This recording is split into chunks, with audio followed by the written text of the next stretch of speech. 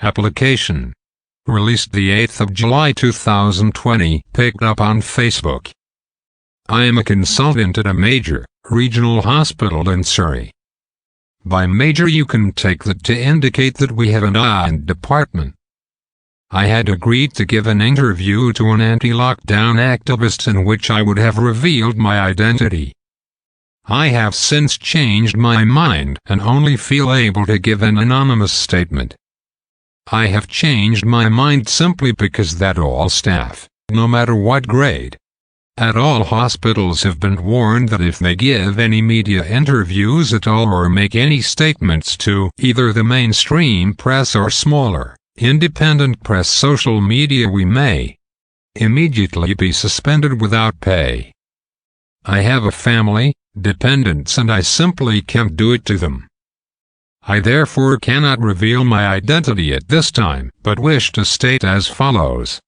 In my opinion, and that of many of my colleagues, there has been no COVID pandemic. Certainly not in the Surrey region, and I have heard from other colleagues this picture is the same throughout the country. Our hospital would normally expect to see around 350,000 outpatients a year.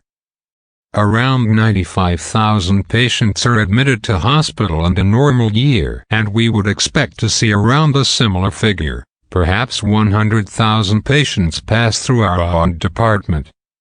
In the months from March to June, inclusive, we would normally expect to see 100,000 outpatients, around 30,000 patients admitted to hospital, and perhaps 30,000 pass through iv'e. This year, and these figures are almost impossible to get hold of, we are over 95% down on all those numbers. In effect, the hospital has been pretty much empty for that entire period. At the start, staff that questioned this were told that we were being used as redundant capacity, kept back for the deluge we were told would come. It never did come, and when staff began to question this, comments like, "for the greater good and to protect the N.H.S. came down from above. Now it's just along the lines of, shut up or you don't get paid." The few COVID cases that we have had get repeatedly tested, and every single test counted as a new case. Meaning the figures reported back to NHS Office for National Statistics and Public Health England were almost exponentially inflated. It could be that COVID cases reported by hospitals are between 5 to 10x higher than the real number of cases.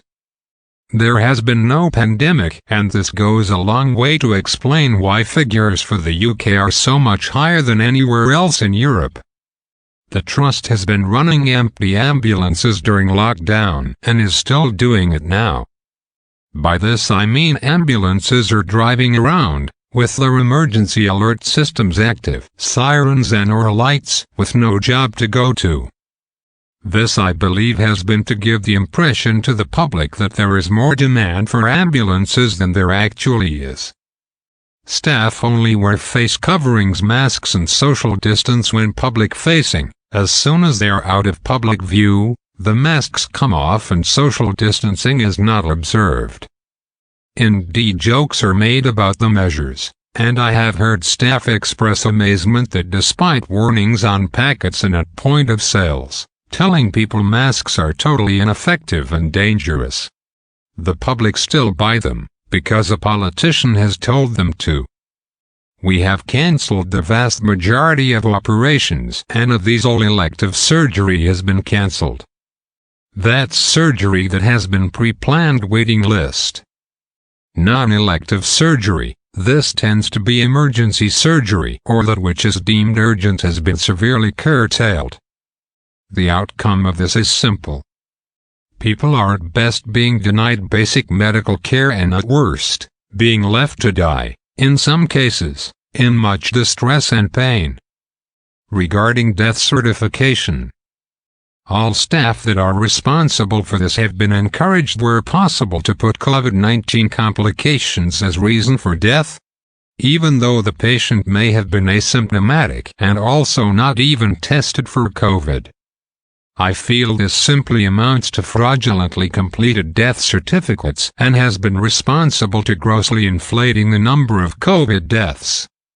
The fact is that regardless of what you actually die of in hospital, it is likely that COVID-19 will feature on your death certificate. I have included with my statement the detailed published guidance from government on death certification, which shows how COVID-19 as a factor is encouraged to at least feature on a death certificate. Remember, COVID-19 itself cannot kill.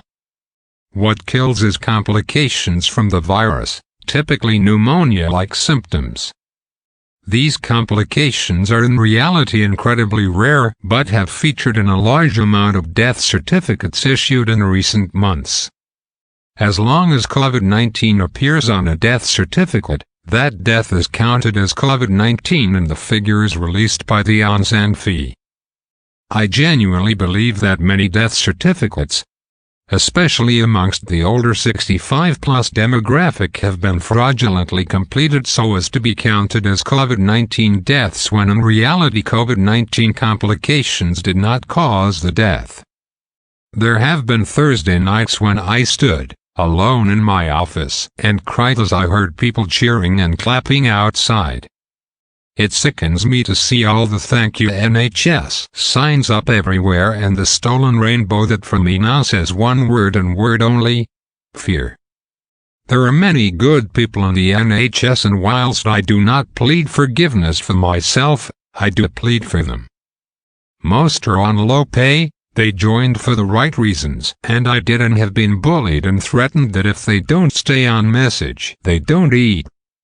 I know that if a way could be found to assure staff within the NHS of safety against reprisals, there would be a tsunami of whistleblowers which I have no doubt would help end this complete and brutal insanity. I am finding it increasingly hard to live with what I have been involved in, and I am sorry this has happened. To end, I would simply say this. Politicians haven't changed. The country has just made a fatal mistake and started trusting them without question.